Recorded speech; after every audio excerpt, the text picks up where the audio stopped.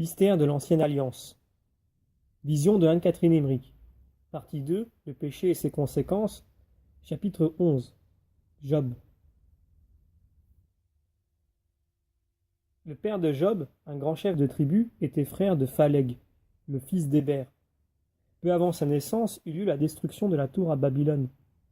Il avait 13 fils, dont Job était le plus jeune, et habitait au sud de la mer Noire, dans une région montagneuse où l'un des versants est chaud, l'autre froid et couvert de glace. Job est un ancêtre d'Abraham, dont la mère était une arrière-petite-fille de Job, qui se maria dans la famille d'Héber. Job peut avoir encore été en vie au moment de la naissance d'Abraham. Il a séjourné en divers lieux et connu ses malheurs en 3 endroits différents. La première fois, il eut 9 ans de paix, ensuite 7 ans et finalement 12. Et à chaque fois, les malheurs le frappèrent dans un endroit différent. Jamais il ne fut touché au point de n'avoir plus rien. Il était simplement très pauvre par rapport à sa situation précédente, payant ses dettes avec ce qui lui restait. Job ne put demeurer dans la maison de ses parents, car il avait une toute autre mentalité qu'eux. Il priait le Dieu unique dans la nature, le contemplant dans les étoiles et les phases du jour. Il parlait sans cesse des œuvres merveilleuses de Dieu et observait un culte pur. Il émigra avec les siens au nord du Caucase. Il y avait là une contrée même et beaucoup de tourbières. Et je crois que maintenant il vit un peuple au nez aplati, aux pommettes saillantes et aux petits yeux. C'est là que Job entreprit tout d'abord, et tout lui réussit. Il regroupa toutes sortes de pauvres gens abandonnés qui vivaient parmi les broussailles et dans les grottes, n'ayant pour subsister autre chose que des oiseaux et d'autres animaux qu'il capturait et dont il mangeait la chair crue, jusqu'à ce que Job leur eût appris à la prêter. Avec eux, il cultiva la terre, et eux-mêmes défrichèrent tout. Job et ses gens étaient alors légèrement vêtus. Ils habitaient sous des tentes. Job avait déjà là des troupeaux, bientôt nombreux, parmi lesquels des ânes au pelage rayé et d'autres animaux tachetés. Il fut père de 3 garçons, puis de 3 filles, nés ensemble les 2 fois. Il n'avait pas bâti de ville en cet endroit, mais vivait en transhumant sur ces terres, qui composaient une propriété que l'on parcourait en 7 heures. En cette région, il ne cultivait pas de céréales, mais une sorte de gros roseau qui pouvait aussi bien croître dans l'eau et renfermer une moelle qu'il mangeait, pilée ou parfois rôtie. À l'origine, il séchait la viande dans des poteries exposées au soleil, jusqu'à ce que Job leur eût appris à la cuire. Il cultivait également de nombreuses espèces de courges dont il se nourrissait. Job était pour tout ce pauvre peuple d'une douceur, d'une beauté, d'une générosité, d'une équité et d'une droiture indescriptibles. Il était également fort chaste et vivait dans l'intimité de Dieu, qui souvent se manifestait à lui sous l'aspect d'un ange ou homme blanc, comme il le nommait.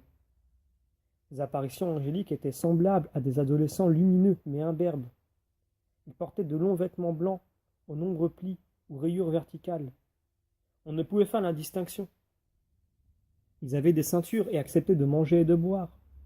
Au cours de ses souffrances, Job fut consolé par Dieu au moyen de semblables apparitions, dont les avis étaient pris en considération bien plus que ceux des amis, neveux et parents.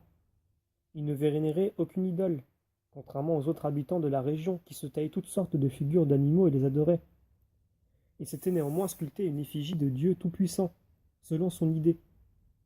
C'était l'image d'un enfant à la tête entourée de rayons, qui tenant ses mains l'une sous l'autre et portait une boule sous laquelle étaient représentées des vagues et une embarcation.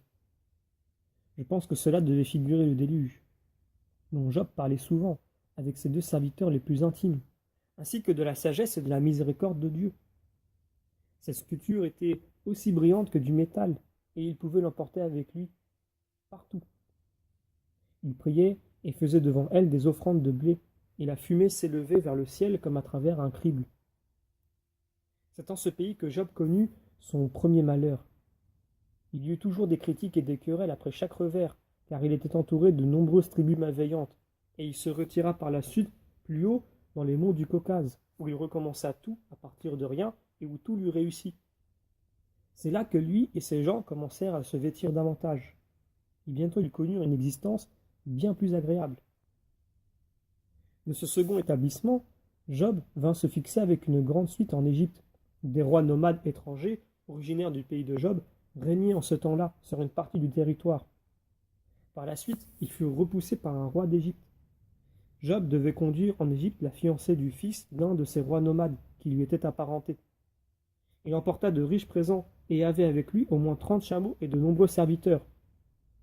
Lorsque je l'ai vu en Égypte, Job était un homme grand et robuste, au teint d'une agréable couleur brun-jaune, avec des cheveux roux. Abraham avait la carnation bien plus claire, mais les habitants d'Égypte étaient, eux, tout à fait bruns de peau. Job s'était rendu en Égypte à contre-cœur, et j'ai vu qu'il regardait avec nostalgie vers l'Orient, vers sa patrie, qui était plus au sud que la contrée reculée d'où vinrent les 3 rois mages. Je l'entendis confier à ses serviteurs qu'il préférait vivre avec les bêtes sauvages plutôt qu'avec ses hommes ici en Égypte, car il était très troublé par les effroyables cultes idolâtres qui s'y pratiquaient. Il sacrifiait des enfants vivants à une horrible divinité à tête de bœuf redressée, avec une grande gueule ouverte. Il déposait les enfants vivants sur les bras de l'idole chauffée à blanc. Le roi nomade, pour le fils duquel Job avait conduit la fiancée en Égypte, désirait le retenir et lui attribua comme résidence la ville de Matarea. Cet endroit était alors complètement différent de ce qu'il fut par la suite, quand la Sainte Famille y fit étape. Mais je vis que Job habitait à la même place que la Sainte Famille ultérieurement, et que Dieu lui montra déjà la fontaine de Marie. Lorsque Marie découvrit cette fontaine, elle était simplement enfouie, mais le fond en était déjà aménagé et maçonné. Job utilisa également le rocher près de la fontaine pour son culte. Par la prière, il débarrassa la région et les alentours de bêtes sauvages et venimeuses. Il eut là des visions sur le salut de l'humanité et aussi sur les épreuves qui l'attendaient encore. Il agit avec zèle contre les mœurs scandaleuses du peuple égyptien et les sacrifices humains, et je crois qu'ils furent abandonnés. Lorsqu'il fut de retour dans son pays, le second malheur s'abattit sur lui. Et lorsque le troisième arriva, il vivait plus au sud, droit à l'est de Jéricho. Je crois que cette contrée lui avait été donnée après le second malheur, parce qu'on l'aimait et le vénérait beaucoup partout, pour sa grande droiture, sa crainte de Dieu et sa sagesse. Là aussi, il avait tout entrepris de nouveau, dans une région très plate. Sur une hauteur fertile, toutes sortes d'animaux majestueux s'ébattaient en liberté, même des chameaux, et on les capturait là, comme on capture chez nous les chevaux sauvages sur la lande. Job cultiva cette hauteur, devint très riche et bâtit une ville, tant il accrut ses biens. La ville était assise sur des fondations de pierre, avec des toitures de toile, et lorsqu'il fut de nouveau au sommet de la prospérité, le troisième malheur le frappa, qui le rendit si horriblement malade.